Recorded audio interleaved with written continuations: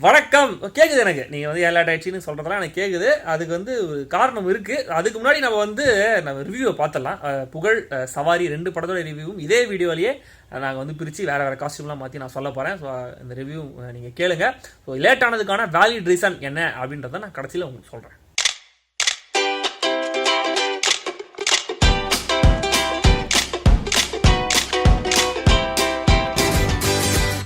புகழ் படத்துடைய கதை என்னன்னு கேட்டீங்கன்னா, வேலூர்ல ஒரு பெரிய முனிசிபாலிட்டி கிரவுண்ட். அந்த கிரவுண்டுக்கான போராட்டம் தான் இந்த படத்துடைய மைய கதை. அந்த கிரவுண்ட்ல எப்படியாவது ஒரு பட்டா போட்டு அது ஒரு பெரிய ஃபேக்டரி கட்டி சம்பாதிக்கணும்னு ஒரு மினிஸ்டர் நினைக்கிறாரு. அந்த மினிஸ்டருக்கு உள்ளூர் அரசியல்வாதி ஒருத்தர் ஹெல்ப் பண்றாரு. அந்த கிரவுண்ட் மக்களுக்காக தான் இருக்கணும். அது முனிசிபாலிட்டி கிரவுண்ட். அந்த கிரவுண்ட்ல நிறைய பேர் விளையாடி ஸ்போர்ட்ஸ் கோட்டாலெல்லாம் வந்து வேலைக்கு செலக்ட் ஆயிருக்காங்க. ஸோ அது மக்களுக்கான கிரவுண்ட் தான் அப்படின்னு இந்த பக்கம் ஜெய்யும் போராட்டம் பண்றாரு. ஸோ இந்த போராட்டத்தில் அவர் ஜெயிச்சாரா இல்லையா அப்படிங்கிறது தான் புகழ் படத்துடைய கதை. எங்க கிரவுண்ட்ல வந்து அளந்துட்டு என்ன யாருன்னு கேக்குறியா? உங்க கிரவுண்டா? என்ன உன் பாட்டன் சுத்த மாதிரி கேக்குற? புகழ் படத்துடைய பிளஸ் என்னன்னு கேட்டீங்கன்னா, படம் சொல்ல வர மெசேஜ். இளைஞர்கள் சமுதாயத்துக்காக இறங்கி வேலை செய்யணும், அவங்க வந்து மக்களுக்காக பாடுபடணும் அப்படின்னு சொல்ல வராங்க. பட் அந்த மெசேஜ் சொன்ன விதம் தான் படத்துக்கு மிகப்பெரிய மைனஸும் கூட. படத்தோடைய ட்ரீட்மெண்ட்டை பார்க்கும்போது மெட்ராஸ் படம் மாதிரியே இருக்கு கொஞ்சம். மெட்ராஸ் படத்தில் அந்த செவருக்காக நடக்கிற சண்டை, அதில் அரசியல் உள்ள வருதுன்ற மாதிரி.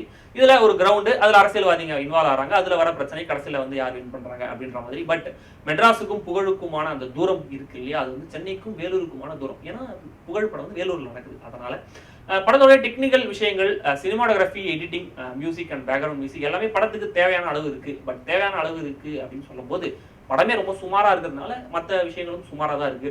நடிப்புன்னு பார்க்கும்போது ஜெய் நல்லா நடிச்சிருக்காரு, உள்ளூர் அரசியல்வாதியாக நடிச்சிருக்காரு, மாரிமுத்து நல்லா பண்ணியிருக்காரு, ஜெயோட அண்ணாவா நடிச்சிருக்கிற கருணாசும் நல்ல பெர்ஃபார்மன்ஸை கொடுத்துருக்காரு. பட் மற்ற எல்லா ஆர்டிஸ்ட்டுக்கும் பெரிய வேலை எதுவும் இல்லை. சுற்றி இருக்கிற யாருக்குமே வந்து படத்தில் வந்து ஒரு பெரிய இம்பார்ட்டண்டான ரோல், இம்பாக்டான ரோல் அப்படிலாம் எதுவுமே இல்லை.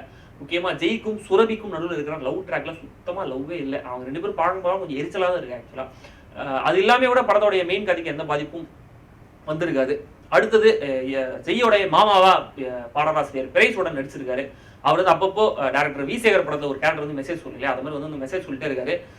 அவரை வந்து நம்ம கலாய்க்கலாம் அப்படின்னு நினைக்கும் போது ஆர்ஜே பாலாஜி அந்த கலாய்ப்பை செஞ்சிடறாரு. அவர் வந்து இந்த படத்துலையும் ஹீரோவுடைய ஃப்ரெண்டா நடிச்சிருக்காரு.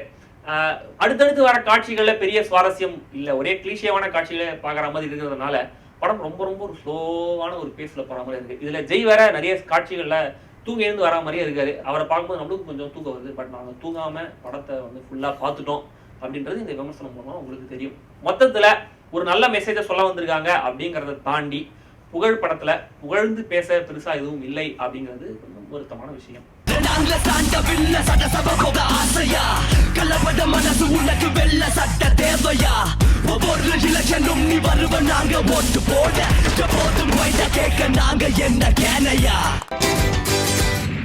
சவாரி ஒரு road movie, psycho, killer, thriller படம், ஒரு டார்க் காமெடின்னு பல ஜானர்ல சொல்லலாம்.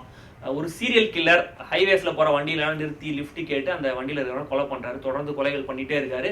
அந்த கேஸை விசாரிக்கிறதுக்கு ஒரு போலீஸ் ஆஃபீஸர் அப்பாயின்ட் பண்றாங்க. ஆனா அந்த போலீஸ் ஆஃபீஸர் லவ் மேரேஜ், அவருக்கு அடுத்த நாள் அவருக்கு ஆந்திராவில் ஒரு சர்ச்சில் கல்யாணம், அங்கே போயே ஆகணுன்ற ஒரு சுச்சுவேஷன். ஒரே ஒரு நாள் பர்மிஷன் வாங்கிட்டு தன்னுடைய கார் எடுத்துட்டு ஹைவேஸ்ல கிளம்புறாரு ஆந்திராவுக்கு. இந்த பக்கம் ஒரு எம்எல்ஏ ஒருத்தர் இருக்காரு. அவர் பயங்கரமான கார் பைத்தியம். தனக்கு என்ன ஆனாலும் பரவாயில்ல, தன்னோட காருக்கு எதுவுமே ஆகக்கூடாதுன்னு காரில் கை வச்சவங்களெல்லாம் வந்து அவர் வெட்டுறாரு. அந்த மாதிரி ஒரு டெரரான எம்எல்ஏவோட ஒரு காரை ரெடி பண்ணி ஒரு புது டிரைவர் அப்பாயின்ட் பண்ணி கொண்டு போறாங்க. அவரோட வீட்டில் போய் டெலிவரி பண்ணிட்டுப்பா, கார் எதுவும் ஆகக்கூடாது, சேஃபாக இருக்கணும்னு சொல்லிட்டு ஒரு பழைய காண்டஸா காரை ரெடி பண்ணி அனுப்புறாங்க. அவரும் ஹைவேஸ்ல போறாரு. முதல்ல போனார் இல்லையா அந்த போலீஸ் ஆஃபீஸர், அவருடைய கார் ரிப்பேர் ஆகி இந்த காண்டஸா காரில் லிஃப்ட் கேட்டு உள்ள ஏறாரு. அப்புறம் உள்ள இன்னொரு ஆளும் லிஃப்ட் கேட்டு ஏறாங்க. அது இல்லை ஸ்பாய்லர்னு சொல்ல மாட்டேன், நோ ஸ்பாய்லர். ஸோ அந்த 3வது ஆள் யாரு? அது அந்த சீரியல் கில்லரா? அந்த சீரியல் கில்லர் இவங்களையும் கொலை பண்ணாரா, இல்லை இவங்க 2 பேரும் தப்பிச்சாங்களா, அந்த போலீஸ் ஆஃபீஸர் சீரியல் கில்லரை பிடிச்சாரா, அந்த கார் சேஃபா எம்எல்ஏ கிட்ட போய் சேர்ந்துச்சா அப்படிங்கிறலாம் தான் சவாரி படத்தோடைய கதை.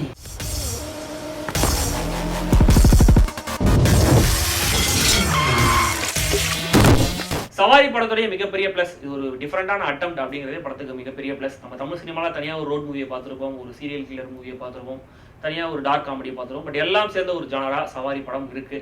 படத்தோடைய பெர்ஃபார்மன்ஸஸ் பார்க்கும்போது எல்லாருமே ரொம்ப நல்ல நடிப்பாக கொடுத்துருக்காங்க. முக்கியமாக படத்தோடைய அந்த காரோடைய டிரைவராக நடிச்சிருக்கிற கார்த்திக் யோகியும் சீரியல் கில்லராக வந்திருக்கிற டிஎம்கே கார்த்திக் 2 பேருமே நல்ல நடிப்பு கொடுத்துருக்காங்க. இவங்க 2 பேரும் மாற்றி சிரிக்கிற சீன் ஒன்று இருக்குது. அது என் பக்கத்தில் வந்து பயங்கரமாக உழுந்து சிரிச்சிட்டு இருந்தாரு. படத்தை இந்த மாதிரி நிறைய சுவாரஸ்யமான காட்சிகள் இருக்கு. டெக்னிக்கல் விஷயங்கள்னு பார்க்கும்போது கிஷோருடைய எடிட்டிங் படத்துக்கு மிகப்பெரிய ப்ளஸ். ஒரு 2 மணி நேரத்துக்குள்ள தான் படத்துடைய ரன்னிங் டைம். அந்த ஃபர்ஸ்ட் ஹாஃப் வரைக்கும் படம் ரொம்ப ரொம்ப பரபரப்பாகவே போகுது. போகுது அப்படின்னு சொல்லலாம். கேமரா செழியன் பண்ணியிருக்காரு. நல்லா இருந்தாலும் ஒரு சில இடங்கள்ல இந்த ஏரியல் ஷார்ட்ஸ், சின்ன சின்ன ஆக்வர்ட் ஆங்கிள் வந்து சில ஷார்ட்ஸ்லாம் வச்சிருக்காங்க. அது கோப்ரோ யூஸ் பண்ணியிருப்பாங்க போல இருக்கு.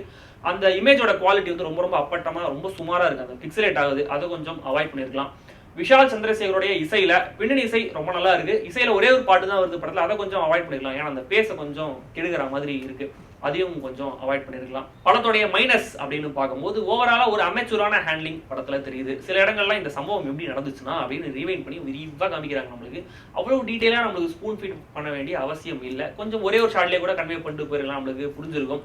அதே மாதிரி அந்த எம்எல்ஏவோட போர்ஷன் அது ரொம்ப ரொம்ப டெலபரட்டா we are so cool, we are so hep அப்படின்னு அவங்கள காமிச்சுக்கிட்ட மாதிரி ரொம்ப தம்பட்டா அடிச்சுக்கிட்ட மாதிரி இருந்துச்சு. அது ஒரு ஆர்டிஃபிஷியாலிட்டி இருந்துச்சு, அதையும் கொஞ்சம் அவாய்ட் பண்ணிருக்கலாம்.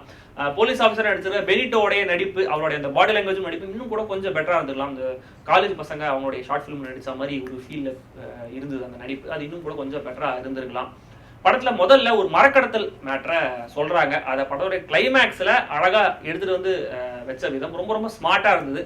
இந்த மாதிரியான ஸ்மார்ட்னஸ் படம் முழுக்கவே இருந்ததா படம் இன்னும் கூட ஒரு சுவாரஸ்யமான படமா இருந்திருக்கும் அப்படிங்கிறது எங்களுடைய ஒப்பீனியன். ஸோ மொத்தத்துல ஒரு சில மைனஸ் இருந்தாலும் ஒரு சுவாரஸ்யமான புதுசான ஒரு ஜானர் நாங்கள் தமிழ் சினிமாவில் பார்க்கணும் அப்படின்னு நினைச்சீங்கன்னா கண்டிப்பா நீங்க இந்த சவாரிக்கு போகலாம். இன்னும் 1 மணி நேரத்துல வண்டியை வீட்டுக்கு வந்து சேர்த்தாகணும்.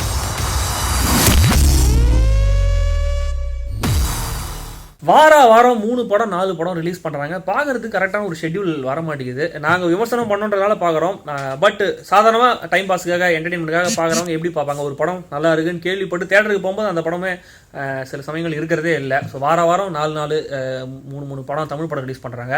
ஹிந்தி படம் ரிலீஸ் ஆகுது, இங்கிலீஷ் படம் ரிலீஸ் ஆகுது, தெலுங்கு படம் ரிலீஸ் ஆகுது, மலையாள படம் ரிலீஸ் ஆகுது. ஸோ இதில் எந்த படத்தையும் எந்த ஸ்க்ரீனு எந்த தேட்டர் கிடச்சி எப்போ யார் பார்த்துன்னு ஒன்றுமே புரிய மாட்டேங்குது. ஸோ சம்மந்தப்பட்ட ஆட்கள் இது ஏதாவது பார்த்து ஏதாவது செஞ்சாங்கன்னா, ஆக்ஷன் எடுத்தாங்கன்னா, நம்ம எதுவும் தீர்மானம் போட்டது வழங்காது. அதனால் சம்மந்தப்பட்ட ஆட்கள் பார்த்து ஏதாவது செஞ்சாங்கன்னா நல்லாயிருக்கும் அப்படின்ற ஒரு மெசேஜோட நான் இந்த கார்த்தி சொன்னீங்கன்னா தான் நீங்கள் யாருன்னு நம்மளுக்கு புரியும். கார்த்தி சொல்லுங்க. ரிவ்யூ லேட்டா போனதுக்கான காரணம் என்ன? அந்த வேலிட் ரீசன் தானே. அது டெக்னிக்கல் இஷ்யூஸ், அவங்களுக்கே தெரியும். அது அந்த டெக்னிக்கல் இஷ்யூஸ்ன்ட்டு. டெக்னிக்கல் இஷ்யூஸ்னா என்னமா? டெக்னிக்கல் இஷ்யூனா தொழில்நுட்ப கோளாறு சார். குண்டக மண்டக இதுக்கெல்லாம் விளக்க சொல்ல முடியுமா? பாருங்க எடிட்டர், இந்த வாட்டி நானே எண்டு கொஞ்சம் சொல்லிட்டேன். உங்களுக்கு வேலை இல்லை, நம்ம அடுத்த வாரம் பார்க்கலாம். அப்படி நீங்களா புரிஞ்சு தொழிலை பிக்கப் பண்ண பாருங்களா. என் உசுரை வாங்காதீங்க, போங்கடா.